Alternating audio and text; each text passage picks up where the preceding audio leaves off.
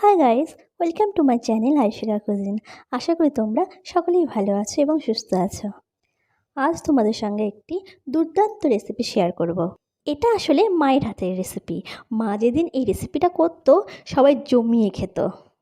এত কিউরিয়াসিটি না রেখে চলো বলেই ফেলি কি রান্না করেছে মা আজকে। সর্ষের পুর দিয়ে ফিশ ফ্রাই। কি শুনে লোভ লাগছে তো?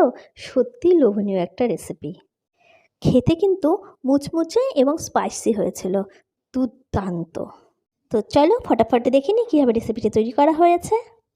প্রথমে একটি বাটিতে 1 চামচ কালো সর্ষে আর 1 চামচ সাদা সর্ষে নিয়ে নিয়েছে। 7-8টি কাঁচা লঙ্কা এবং আদার টুকরো দিয়ে ভালো করে পেস্ট করে নিয়েছে। এরপরে এর মধ্যে হলুদ, লবণ এবং সর্ষের তেল দিয়ে ভালো করে ফেটিয়ে নিয়েছে, খুব সুন্দর করে স্মুথ যেন পেস্টটা হয়। রুই মাছের চারাপোনা শুধু লেজের অংশটা নিয়েছে এবং ফ্রাই করে নিয়েছে। 2টি আস্ত পেঁয়াজ কুচি কুচি করে কেটে ফ্রাই করে নিতে হবে। এখানে কিন্তু বেশি পেঁয়াজটা পুড়িয়ে ফেলা যাবে না বা কাঁচা কাঁচা রাখা যাবে না, একবারে সোনালি কালার হলেই নামিয়ে নিতে হবে। মাছটি থেকে কাঁটাগুলো বের করে নিতে হবে। দেখো বন্ধুরা কীভাবে মাছ থেকে কাঁটা বের করছে, তোমাদেরকে দেখিয়ে দিচ্ছি। এভাবে প্রত্যেকটা মাছেই কাঁটাগুলো বের করে নিতে হবে। সর্ষের যে পেস্ট করা হয়েছিল প্রতিটা মাছের ভেতরে এইভাবে পুর দিতে হবে এবং একটি করে কাঁচা লঙ্কা মাঝখানে ঢুকিয়ে দিতে হবে। একই প্রসেসে প্রতিটা মাছের পুর কমপ্লিট করে নেওয়া হলো।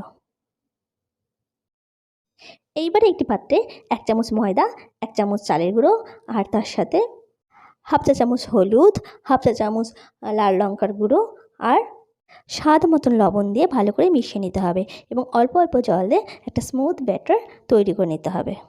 এরপর মাছগুলোকে এই ব্যাটারের মধ্যে ডিপ করে গরম তেলে ভেজে নিতে হবে। এই যে তেলটা কিন্তু ভালো গরম হয়ে গেছে, এবার মাছটাকে ছেড়ে দিতে হবে। এখানে তেলটা ভালো মতো গরম করে তারপর কিন্তু গ্যাসের আঁচটা মিডিয়াম করে দিতে হবে, না হলে পুড়ে যাওয়ার সম্ভাবনা থাকে। এইবারে প্রতিটা মাছকেই আমরা এভাবে ব্যাটারে ডিপ করে নিয়ে ভেজে নেব। এক পিঠ ভাজা হয়ে গেলে অপর পিঠ এভাবে উল্টে দেবো। দেখো বন্ধুরা কত সুন্দর কালার চলে এসছে। ব্যাস, রেসিপি কিন্তু একদম তৈরি। এরপরে ভেজে রাখা পেঁয়াজ উপর দিয়ে ছড়িয়ে সার্ভ করো।